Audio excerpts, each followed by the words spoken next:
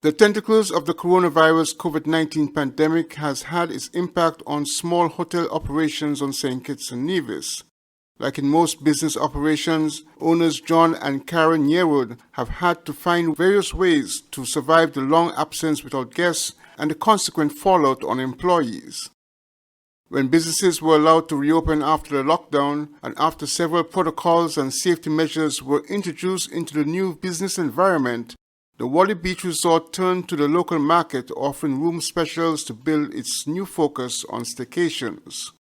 SK Newsline spoke with John Yearwood, who talks of the Wally Beach Resort experience following the lockdown. We've actually been open for several months now, mostly focused on staycation. So a lot of Kittitians and actually Nevisians also have been coming over and staying with us, mostly on the weekends.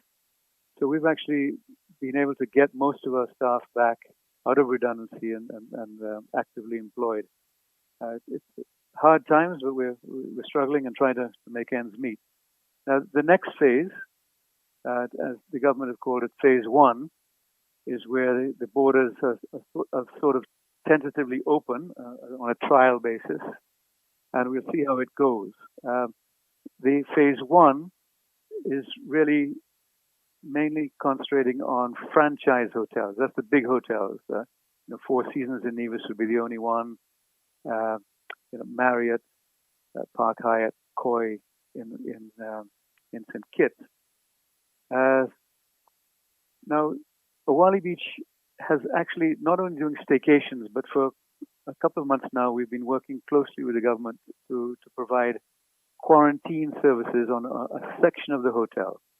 That's where residents want to come home, and basically for 14 days they're under 24-hour guard before they're allowed back into the community and back to their homes. So we've actually been doing that under the supervision of the COVID team and with 24-hour police security on that section of the hotel.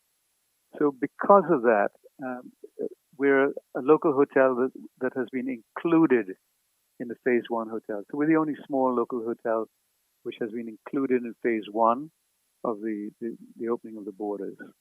The Wally Beach Resort is now able to accept regular tourists to Nevis.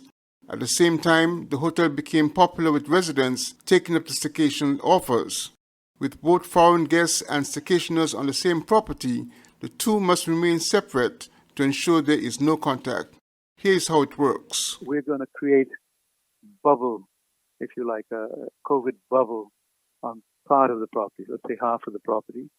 So tourists and quarantine people will be invited into that area there, and they will hopefully be given permission by the COVID team to access the beach and use the facilities there.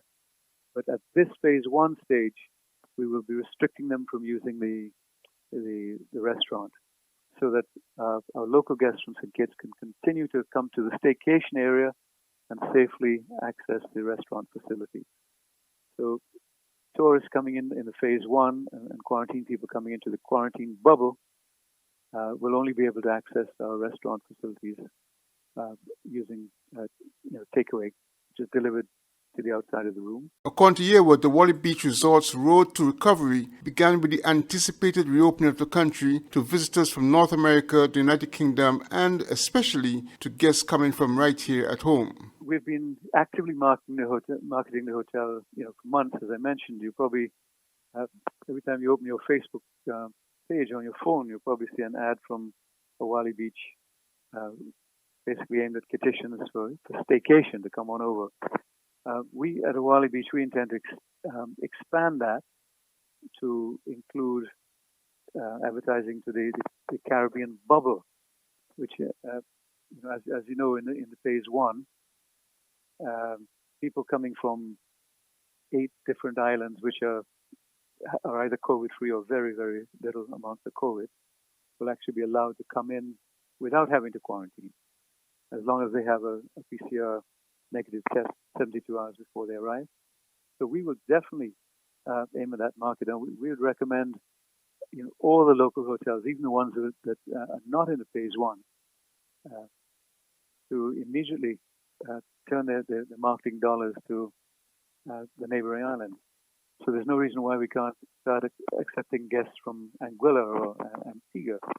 I doubt whether people will come from further, down south, but those two islands are in the Caribbean bubble, and they're quite close. I know there are going to be transport problems with Liat, having financial difficulties, but there are other little airlines which are still operating. The Caribbean bubble that Yearwood referred to collapsed in its infancy. It is believed that the concept is still applicable and would be reinstated sometime in 2021.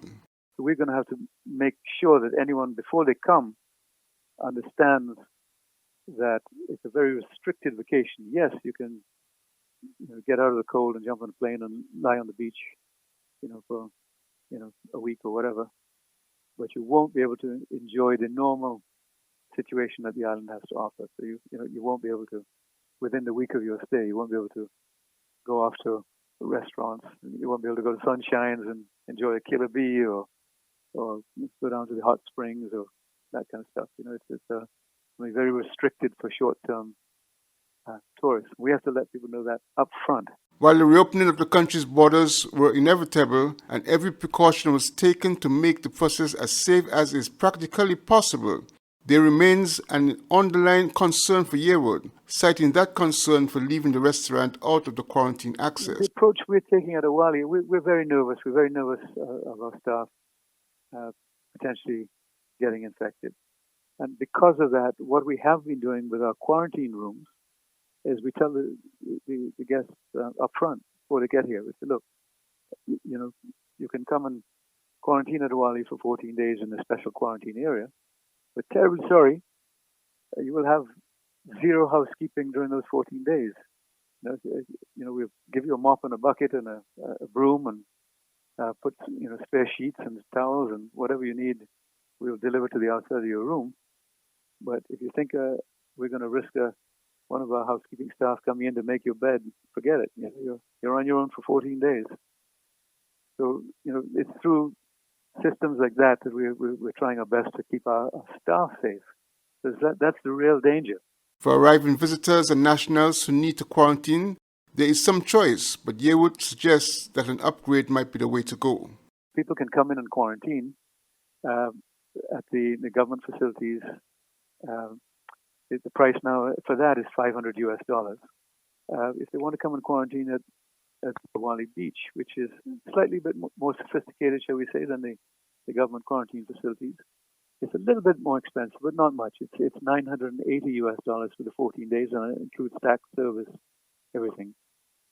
So you can either do it on the cheap in the government facilities, or you can upgrade slightly and come to the world-famous Awali Beach Resort, right here on the beach on Nevis. There is no doubt that over the next several months, regenerating tourism in the country will be challenging, given the global impact of COVID-19.